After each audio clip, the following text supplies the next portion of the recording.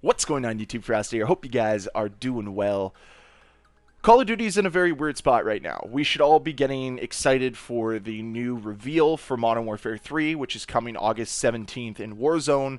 But every time I try to think of reasons to get excited for Modern Warfare 3, I'm constantly reminded of how awful of a year it's been for Call of Duty. Yes, when you look at it financially, it's been successful. But when you look at it from a health point of the community and the quality of the game that we received, it's really disappointing. And that's the point I'm trying to get across. Regardless of whether or not you think Call of Duty is successful or not, we can't hide from the fact that Modern Warfare 2, at its core, was just a bad game. And the way Infinity Ward navigated the entire year was extremely against its best interests. It did not work at making the game as good as it could have been. It worked against that constantly. It didn't listen to criticism. They never ever changed aspects of the game that desperately needed to be changed, like dead silence being a perk, like red dots shown on the minimap, the perk system in general. There's a lot of complaints this game has, but one of the issues I've noticed as the game cycle has gone on is that they are implementing more and more pay-to-win tactics, or pay for an advantage tactic. And the latest is, of course, the brand new Blackcell skin that you get for buying the Blackcell Battle Pass, because you are an Activision shill and you want to spend extra money for very little reward. I don't understand why anybody thinks it's valuable for a skin that's not even going to be in the next game. I guess now they're going to carry over to Modern Warfare 3, but regardless of that, why you need to spend an extra $30. It blows my mind. Nonetheless, the new advantage, of course, is that when you have this new Blackcell companion that you get a little dog that sits in your backpack for some reason. When you have that equipped onto a player, if you don't notice a player because they're hiding in a corner, or for whatever reason you just don't see them because the player visibility in Modern Warfare 2 is atrocious, it'll growl for you. It'll let you know that, hey, you're bad at this. You can't spot other players, but I can. This is the advantage you get for spending an extra $30 on the Battle Pass. You get me to growl to let you know that you suck at Call of Duty. And that's what it does, is it growls for you. It lets you know that, hey, there's a player there and you should pay attention to that corner. And it's wild, man. Like, I get that there were perks in the past, like 6 cents, that let you know if a player was in your area, but that was if the player was moving. This happens if a player is stationary. It'll be like, hey, by the way, just so you know, you spent $30 for that advantage, so here you go. And it's just more scumminess from Call of Duty, because they continue to be the scummiest company alive.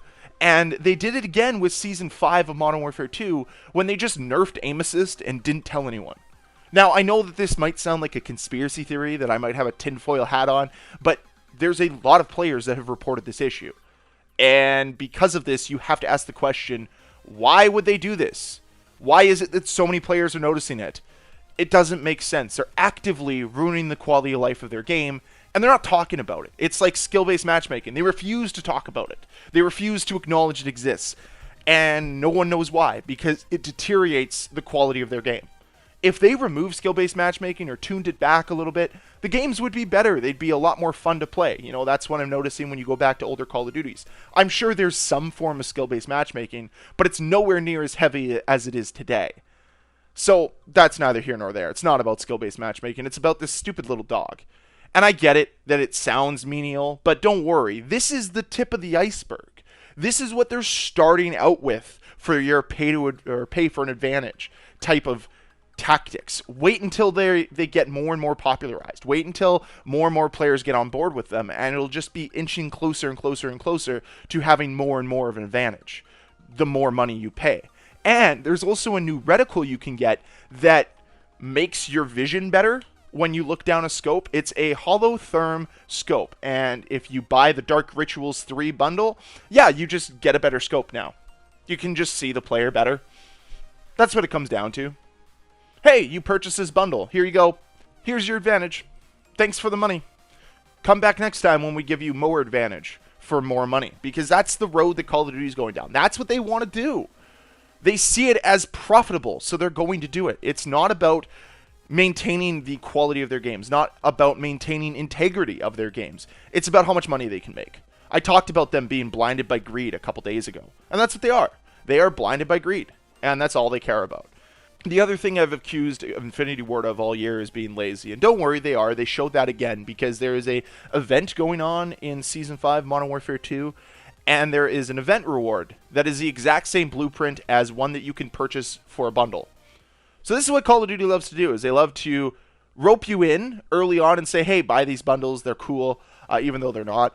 And then later on, what we're going to do is we're just going to release them for free as event rewards. Are you kidding me, Call of Duty? Is this really acceptable? And yet I'll have people in my comment section, I'll see people on Twitter defending them. I don't know how you can defend this. How do you sit there and think to yourself, oh, this is good game design. This is good decision making. It's not. It's greedy and it's scummy. This is Call of Duty at its worst. And they'll come back and they'll say, oh, it was a mistake. No, it's not. This is deliberately put in there to see how stupid the Call of Duty community is. And guess what? They're not stupid enough not to notice. So stop with this garbage, this nonsense, Call of Duty. It's so beyond scummy. I just can't stand it, man. It is such an insult to our intelligence, and they just continue to do it and continue to do it. But if you thought that was all that I would criticize Call of Duty for today, no, don't worry. There's more. Because we get the Snoop Dogg Operator Bundle that comes August 7th, and I'm sure this thing's going to cost $20, and you're going to see a ton of people in the game sporting it. And, of course, sporting the Tracer Pack that is a bunch of weed leaves. Why is Snoop Dogg synonymous with smoking weed? Like, I get it. It's kind of been a fun meme for a few years. But, like, we've beat this meme to death. He smokes weed. It's not all that his personality has to offer. But for whatever reason, this is what everybody seems to care about. And they're like, oh my god, it's a weed leaf. Why? I get embracing the meme. I get doing that and delivering it into your game. You know, it's something that I praised Dead by Daylight for doing with their Nick Cage bundle, but this is different. Nick Cage at least still followed the main aesthetic of Dead by Daylight. This Snoop Dogg bundle, again, begs the question of what Call of Duty wants itself to be. Does it want to be an arena shooter that's competitive, that's a war simulator, or does it want to be something else? They talked about how Dead Silence wasn't a perk because it wasn't believable that you could just have silent footsteps all the time. But for whatever reason, a Tracer Pack that reveals weed leaves is somehow believable and realistic. Pick a lane. That's all I'm asking for is pick a lane. What do you want to be? If you want to be a little bit more arcadey and move to the Fortnite model, fine. Lean into it completely. Lean into it. Don't try to toe this line in between being an arcade shooter that's a little bit more goofy and memey or being a tactical war simulator. Figure out what you want to be, Call of Duty. Either way, it can work, but you gotta be consistent. And Call of Duty's never consistent. But what they are consistent with is their sales and their profits. And you know what? I'm trashing them, but I know, as good as anybody should, this Snoop Dogg Operator is going to sell like hotcakes. It's going to sell so much money. They're going to make a bundle off of this. And why wouldn't they? They know that this is the most gullible, easy to manipulate community out there. And they're just going to do it very easily and with little to no pushback from the community. And that's just the way it is. Welcome to the new Call of Duty, guys. This is what you've asked for. This is what you've supported. This is the direction the franchise deems it's fit to go down. And you know what? I just love talking about it. It's honestly such an enjoyable time for me. I would love to sit here and praise Call of Duty if it was worthy of praise, and it just hasn't been. It hasn't been for years. I talked about it back in Black Ops Cold War. I've talked about it here in Modern Warfare 2. They love to squander the potential their games have, because both those games could have been really, really good. I saw nothing but potential in both of them, and they just refused to add the content that was needed early on to the game's life cycle, and then on top of it, didn't make necessary changes early enough to keep players playing.